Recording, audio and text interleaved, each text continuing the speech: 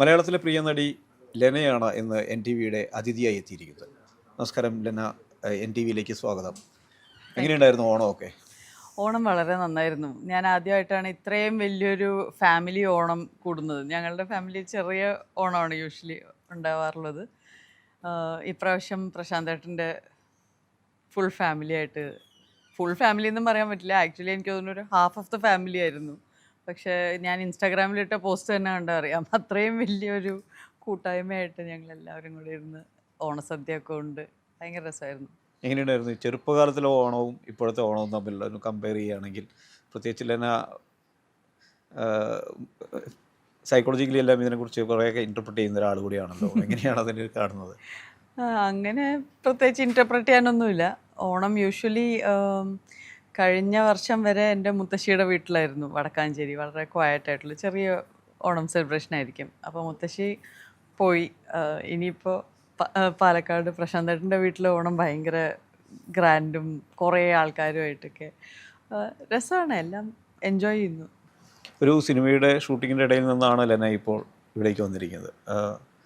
വലതുവശത്തെ കള്ളൻ എങ്ങനെയാണ് അതിലെ കഥാപാത്രത്തെക്കുറിച്ചും അതിൻ്റെ ജോണർ എങ്ങനെയാണ്?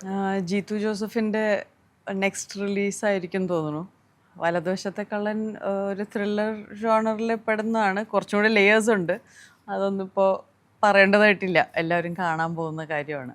പിന്നെ ഞാനതിൽ ചെയ്യുന്ന ക്യാരക്ടറിനെ പറ്റി ഒരുപാട് എനിക്ക് ഇപ്പോൾ വെളിപ്പെടുത്താൻ പറ്റില്ല, ഈ ത്രില്ലർ സ്വഭാവം കാരണം. പടത്തിൽ ഹീറോസ് ബിജു മേനോനും ജോജു ജോർജാണ്. അപ്പോൾ അതിലും ഞാൻ വളരെ ഒരു ഇമ്പോർട്ടൻറ്റ് ക്യാരക്ടറാണ് പ്ലേ ചെയ്യുന്നത്. വല്ലാതെ സെലക്റ്റീവ് ആവുന്നുണ്ട് ഇപ്പോൾ സിനിമകളിലെ? ഇപ്പോൾ വല്ലാതെ സെലക്റ്റീവായെന്ന് പറയാൻ പറ്റില്ല. കല്യാണത്തിന് ശേഷം ഒരു 1 ഇയറോളം ഗ്യാപ്പ് വന്നു ഷൂട്ടിങ്ങിൽ. ഞങ്ങൾ US ഹ്യൂസ്റ്റണിലായിരുന്നു കഴിഞ്ഞ ഒരു വർഷമായിട്ട് താമസം. ഇപ്പോൾ തിരിച്ചു വന്ന് ആദ്യം ചെയ്യുന്ന പടം വലതുവശത്തെ കള്ളനാണ്. ഇനി ഡബ്ബിങ് ബാക്കിയുണ്ട്. അപ്പോൾ ഈ ഹൂസ്റ്റണിലെ കാര്യം പറഞ്ഞപ്പോഴാണ് സ്പേസ് സെൻറ്ററിൽ പോവുകയുണ്ടായി. അതൊരു വലിയൊരു അച്ചീവ്മെൻ്റ് ആണ്. അതിലേക്ക് വരുന്നതിന് മുമ്പ് നമുക്ക് സിനിമയിലെ കുറച്ച് കാര്യങ്ങൾ കൂടെ, നേരത്തെ ഡയറക്ഷനെ കുറിച്ചൊക്കെ ലെന ഒരുപാട് സംസാരിച്ചിരുന്നു, തിരക്കഥ എഴുതുകയുണ്ടായി. മലയാളികൾക്ക് അടുത്ത കാലത്ത് എങ്ങനെ ഒരു ഡയറക്റ്റഡ് മൂവി കാണാൻ സാധിക്കും? ഹോപ്പ്ഫുള്ളി ഇപ്പോൾ ഒന്ന് ഇൻഡസ്ട്രി ഒരു കൺഫ്യൂഷനിലായിരുന്നല്ലോ കോവിഡിന് ശേഷം. എല്ലാം ഒന്ന് എന്താ പറയുക, ബാലൻസായി വരുന്നുണ്ടായിരുന്നുള്ളൂ. ഇപ്പോൾ എനിക്ക് തോന്നുന്നു മലയാള സിനിമയാണ് വളരെ വിജയകരമായിട്ടുള്ള പടങ്ങൾ റിലീസ് ചെയ്തുകൊണ്ടിരിക്കുന്നത്. അപ്പോൾ ഇനി ആക്ച്വലി ഡിസ്കഷൻസ് വീണ്ടും തുടങ്ങിയിട്ടുണ്ട് ഡയറക്ഷനുള്ളതൊക്കെ.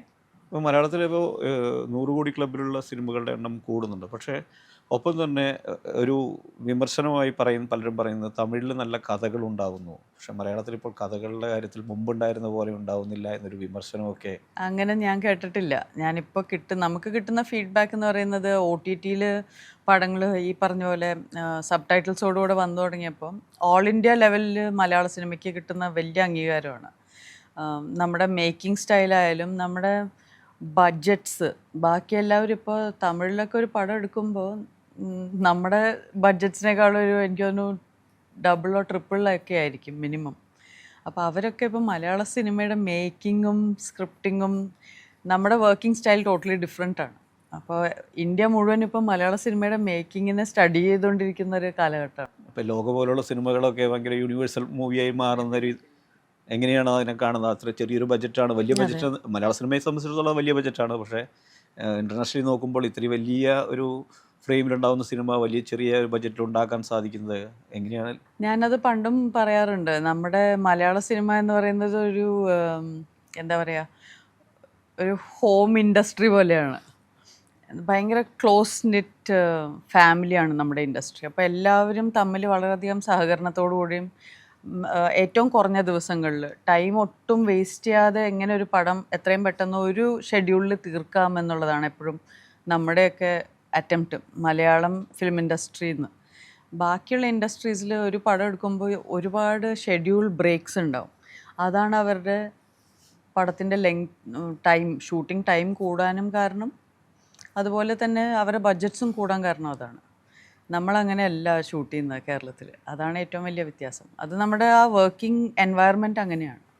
ക്വാളിറ്റിയെ ബാധിക്കുന്ന ഏതെങ്കിലും തരത്തിൽ ബാധിക്കുന്നു? ക്വാളിറ്റിയെ ബാധിക്കാത്ത വിധത്തിൽ നമുക്ക് ചെറിയ ബഡ്ജറ്റ്സിൽ അത്രയും പടങ്ങൾ എടുക്കാൻ പറ്റുന്ന എങ്ങനെയെന്നുള്ളതാണ് ഇപ്പോൾ ബാക്കിയുള്ള ഇൻഡസ്ട്രിയിലുള്ളവർ നോക്കി കാണുന്നത് മലയാളത്തിനെ. ഇപ്പോൾ ലെന ഒരു ഡയറക്ടർ ആവുകയാണെങ്കിൽ ഏത് ജോണറിലുള്ള സിനിമയായിരിക്കും എടുക്കാൻ സാധ്യത? ഞാനിപ്പോൾ അത് വെളിപ്പെടുത്തുന്നില്ല. പടത്തിൻ്റെ സ്ക്രിപ്റ്റ് ഡിസ്കഷൻസും കാര്യങ്ങളൊക്കെ നടന്നുകൊണ്ടിരിക്കുന്നു. ലെന തന്നെയാണോ സ്ക്രിപ്റ്റ് ചെയ്യുന്നത് അതോ അല്ല, ഈ ഇപ്പോൾ ചെയ്യാൻ ഞാൻ ഓൾറെഡി എനിക്ക് ഡയറക്റ്റ് ചെയ്യേണ്ട ഒരു സ്ക്രിപ്റ്റ് ഞാൻ എഴുതി കഴിഞ്ഞതായിരുന്നു. അതാണ് നേരത്തെ ഇൻ്റർവ്യൂസിലൊക്കെ ഡിസ്കസ് ചെയ്തിട്ടുണ്ടായിരുന്നത്. പക്ഷെ ആ ജോണർ എനിക്ക് തോന്നുന്നില്ല ഇപ്പോഴത്തെ ഒരു എന്താ പറയുക, ഇപ്പോൾ ഇൻഡസ്ട്രി പോകുന്ന പോക്കിൽ ആ ജോണർ, ഞാൻ ഉദ്ദേശിച്ച ജോണർ ഇപ്പോൾ എടുക്കേണ്ടതല്ല എന്ന് എനിക്ക് തോന്നുന്നു. എപ്പോഴത്തേക്കായിരിക്കും നമുക്കത് പ്രതീക്ഷിക്കാൻ സാധിക്കുക? അങ്ങനെ ഇപ്പോൾ എനിക്കൊന്നും പറയാൻ പറ്റില്ല. സമീപ ഈ വർഷം ഇല്ല, ഈ വർഷം എന്തായാലും ഇല്ല. ഈ വർഷം എന്തായാലും ഇല്ല. ഓക്കെ, ഈ സിനിമയിൽ വളരെ റിയൽ ആയിട്ടുള്ള കഥാപാത്രങ്ങൾ അവതരിപ്പിക്കുമ്പോൾ തന്നെ ലെനയുടെ ഇൻ്റർവ്യൂകളിൽ പലപ്പോഴും ഇപ്പോൾ ട്രോൾ ചെയ്യപ്പെടുന്ന പല ഇൻ്റർവ്യൂകളും ഉണ്ടായിട്ടുണ്ട്. ലെന പറയുന്ന തിങ്കിങ് പ്രോസസ്സ് വളരെ പ്രേക്ഷകന് പക്ഷേ നോർമലി ദഹിക്കുന്ന രീതി, ഡൈജസ്റ്റ് ചെയ്യാൻ പറ്റാത്ത രീതിയിലുള്ള കുറേ അതുണ്ടായത് ഇപ്പോഴത്തെ ഇൻ്റർവ്യൂസിലല്ല. ഇപ്പം ഞാൻ തിരിച്ച് US ഈ കഴിഞ്ഞ ഒരു 1 ഇയർ ബ്രേക്ക് കഴിഞ്ഞ് തിരിച്ച് വന്നിട്ടുള്ള ഇൻ്റർവ്യൂസ് കണ്ടാൽ ടോട്ടലി ഡിഫറെൻറ്റ് റെസ്പോൺസാണ്.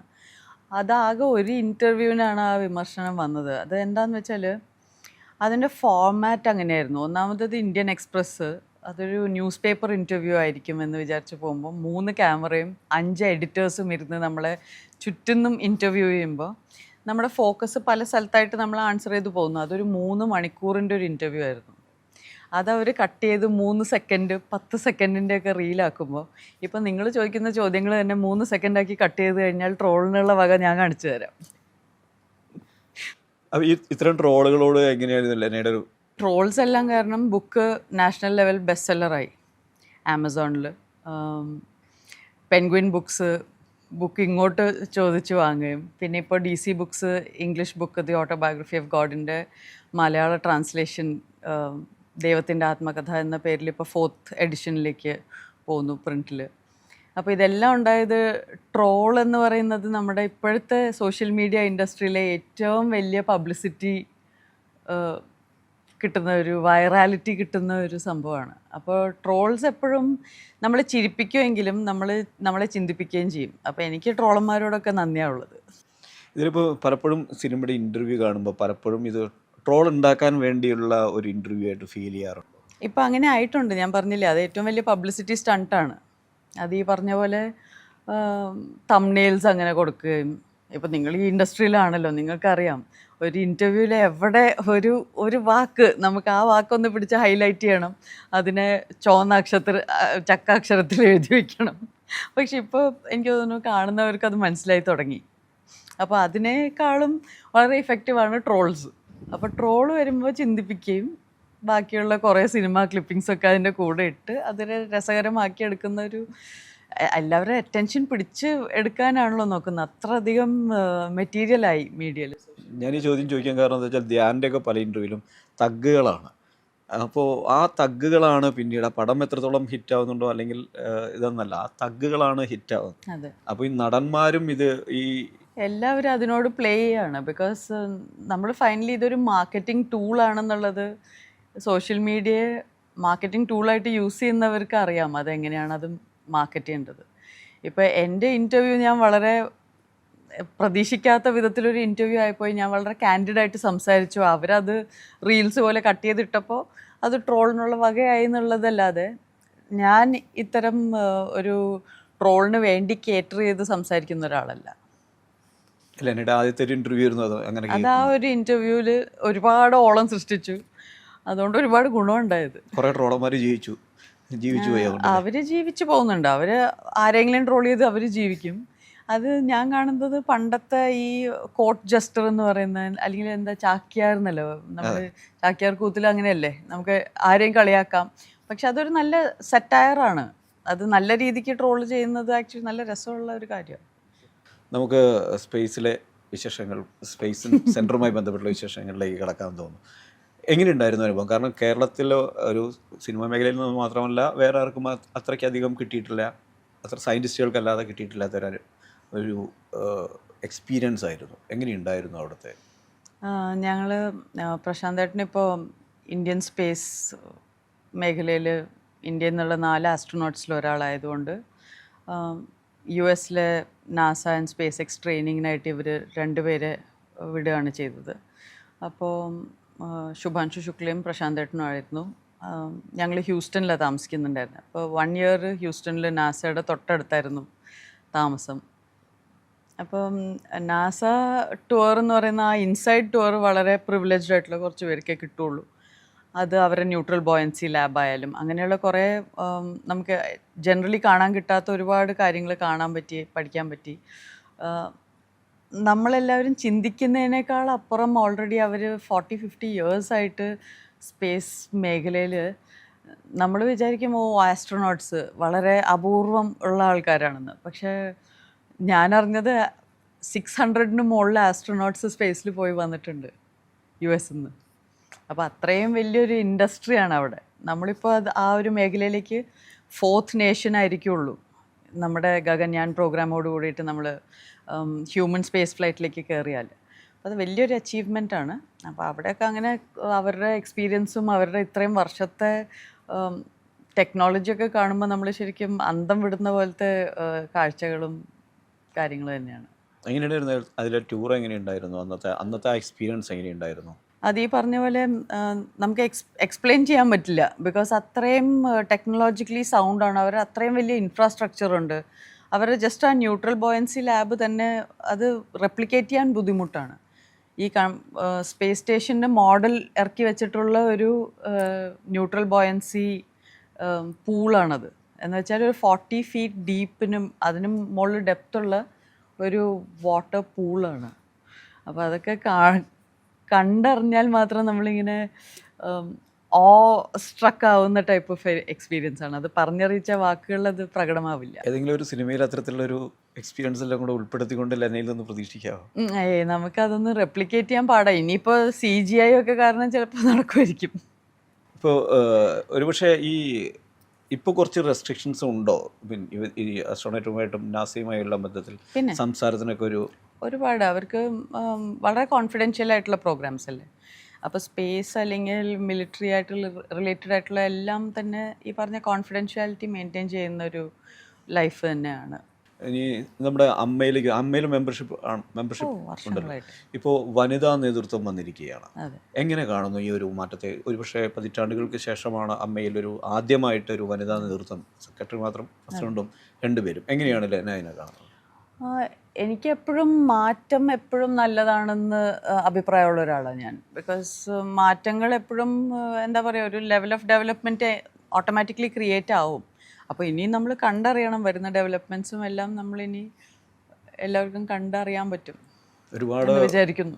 ഒരുപാട് പ്രതിസന്ധികളിലൂടെ കടന്നുപോയ ഒരു വർഷങ്ങളാണ് കടന്നുപോയത്. അപ്പോൾ ആ പ്രതിസന്ധി ഘട്ടത്തിൽ ഈ പറയുന്ന പ്രശ്നങ്ങൾ, കൗച്ചിങ് കോസ്റ്റ് പോലുള്ള ഒരുപാട് ആരോപണങ്ങൾ ഉയർന്നു. ലെനയുടെ അനുഭവത്തിൽ അല്ലെങ്കിൽ അറിവിൽ ഇത്തരത്തിൽ സംഭവങ്ങൾ മലയാള സിനിമയിലുണ്ട്? എൻ്റെ പേഴ്സണൽ അനുഭവത്തിലില്ല. ബിക്കോസ് ഞാൻ സിനിമയിലേക്ക് വന്നത് സ്കൂളിൽ നിന്ന് തന്നെ സെലക്ട് ചെയ്യുകയാണ് ചെയ്തത്. ഞാൻ വന്നത് ജയരാജ് സാറിൻ്റെ പടത്തിലൂടെയാണ്.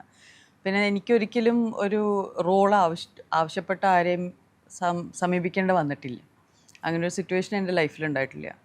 ഇത് മലയാളം ഫിലിം ഇൻഡസ്ട്രിയിലെ എൻ്റെ 27th ഇയറാണ്. അപ്പോൾ ഞാനൊരു വിധത്തിൽ ഇപ്പോൾ പറഞ്ഞാലൊരു വെറ്ററൻ കാറ്റഗറിയിലോട്ട് കയറി തുടങ്ങി. അപ്പോൾ എൻ്റെ വ്യക്തിപരമായ എക്സ്പീരിയൻസിൽ അങ്ങനെ ഒരു സംഭവമില്ല. ഈ ഹേമ കമ്മിറ്റി റിപ്പോർട്ടിനോടുള്ള പ്രതികരണം എങ്ങനെയാണ്? എനിക്കൊന്നും പ്രതികരണം പറയാൻ മാത്രമൊന്നുമില്ല. അല്ല, അത് നടപ്പാക്കേണ്ട കുറേ നിർദ്ദേശങ്ങൾ ഉണ്ടായിരുന്നു. അതൊക്കെ വളരെ എന്താ പറയുക, ടെക്നിക്കലായിട്ടുള്ള കാര്യങ്ങളാണ്. അതിനിപ്പോൾ വളരെ കാഷ്വലായിട്ടൊരു ഇൻ്റർവ്യൂവിൽ കമൻറ്റ് ചെയ്ത് പോകേണ്ട ഒരു കാര്യമല്ല. ഈ ചെറുപ്പത്തിൽ നാടകത്തോടൊക്കെ വലിയ താല്പര്യം ഉണ്ടായിരുന്നു? സ്കൂളിലെല്ലാ നാടകങ്ങളിലും പങ്കെടുക്കുമായിരുന്നു.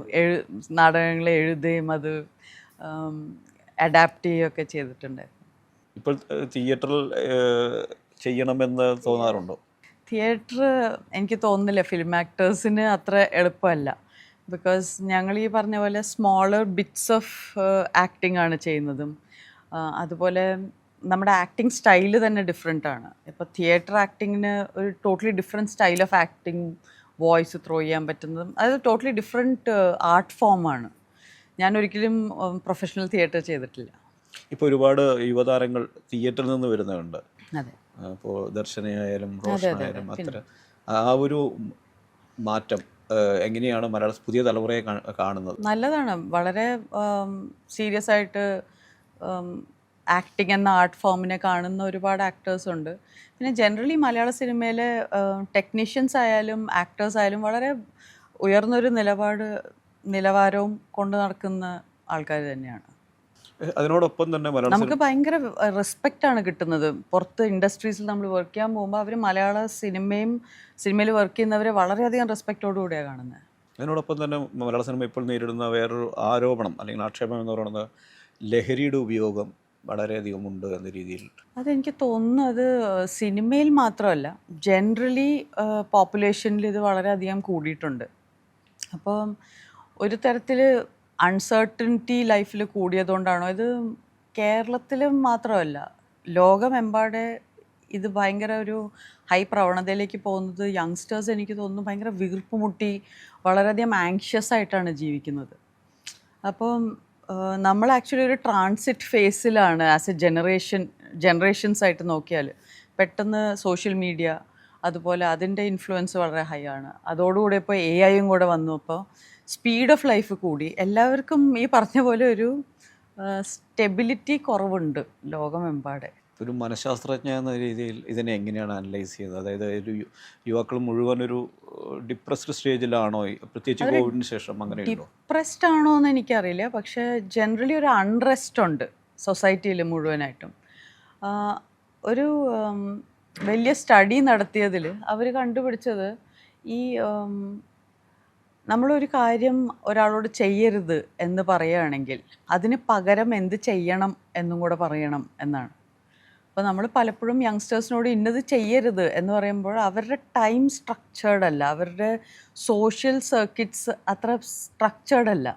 ഇപ്പോൾ ചിലപ്പോൾ UAE കുറേയും കൂടെ പോസിബിലിറ്റീസ് ഉണ്ടാവും പോയിട്ട് എൻ്റർടൈൻമെൻറ്റിനും. ഇപ്പോൾ നാട്ടിൽ എനിക്ക് തോന്നുന്നു യങ്സ്റ്റേഴ്സ് നേരിടുന്നത് എൻ്റർടൈൻമെൻറ്റ് അല്ലെങ്കിൽ അവരുടെ ഒരു സോഷ്യൽ ലൈഫ് വളരെയധികം ഡിജിറ്റലാണ്.